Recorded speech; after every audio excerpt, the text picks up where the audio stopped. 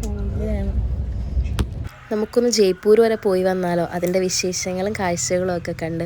അപ്പോൾ ഞങ്ങളൊരു ദിവസം നൈറ്റാണ് സ്റ്റാർട്ട് ചെയ്തത്. കോളേജിൽ നിന്ന് സർട്ടിഫിക്കറ്റ് വാങ്ങാൻ പോകേണ്ടതിൻ്റെ ഒരു ആവശ്യത്തിന് പോകുന്നതാണ്. അപ്പോൾ ഇനി കുറച്ച് ദിവസത്തേക്ക് എൻ്റെ ജയ്പൂർ വീഡിയോസും വിശേഷങ്ങളൊക്കെ കാണാം. പ്രത്യേകിച്ച് ട്രെയിനിൽ എന്താണ്, പ്രത്യേകിച്ച് കാഴ്ചകളൊന്നുമില്ല. ഇതൊക്കെ തന്നെ സെയിം കാണുന്ന റെയിൽവേ സ്റ്റേഷനുകൾ കാണുന്നു, കുറച്ച് കാഴ്ചകൾ, ഫുഡ് കഴിക്കുന്നു, കിടക്കുന്നു. ഇത് തന്നെ റിപ്പീറ്റ് ആയിരുന്നു. ഇതൊക്കെ ജയ്പൂർ ട്രിപ്പാണ്. ഇപ്പോൾ രണ്ടാമത്തെ ദിവസമായി. പക്ഷെ എനിക്ക് അന്ന് ഫസ്റ്റ് ഡേ തൊട്ട് എടുക്കാൻ പറ്റിയിട്ടില്ലായിരുന്നു.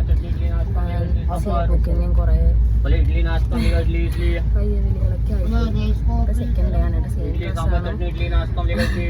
ഡ്രസ്സ് ഒന്നും മാറാൻ പറ്റില്ല. വാഷ്റൂം എ സിയിലാണെന്ന് പറഞ്ഞാലും വാഷ്റൂമിൽ അത്ര വൃത്തിയുള്ളൂ.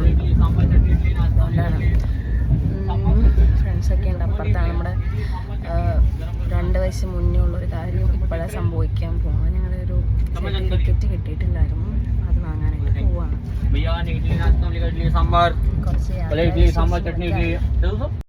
പോകുന്ന വഴി ഇങ്ങനത്തെ കാഴ്ചകളൊക്കെ ഉള്ളൂ, അല്ലാതെ പ്രത്യേകിച്ച് നമുക്ക് കാണാനായിട്ടൊന്നും ഇല്ല.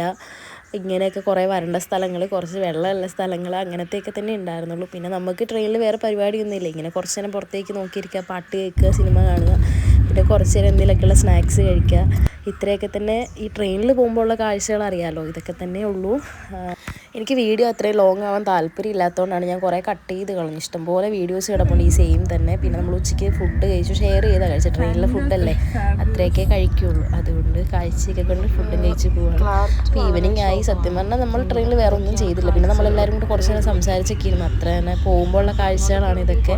ഈ കാഴ്ചയൊക്കെ കണ്ട് അങ്ങനെ ഇരുന്നു. അവിടെ ചെന്നിട്ടുള്ള കുറച്ച് വിശേഷങ്ങളാണ് വിശേഷങ്ങൾ. ഒരു ഏരിയ കഴിഞ്ഞപ്പോൾ തൊട്ട് ഈ പൂക്കളായിരുന്നു കേട്ടോ. നല്ല കാഴ്ചയായിരുന്നു, ഇഷ്ടംപോലെ ഉണ്ടായിരുന്നു എൻ്റെ കയ്യിൽ. ഞാൻ പിന്നെ കുറച്ചാക്കിയതാണ് വീഡിയോ.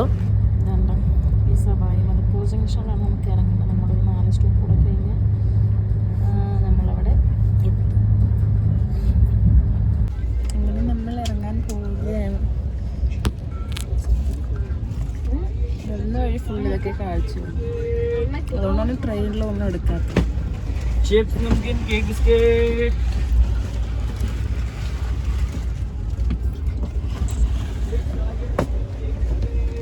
നമുക്ക് അടുത്ത ട്രെയിൻ കയറണം, അതാണ് ടാസ്ക്.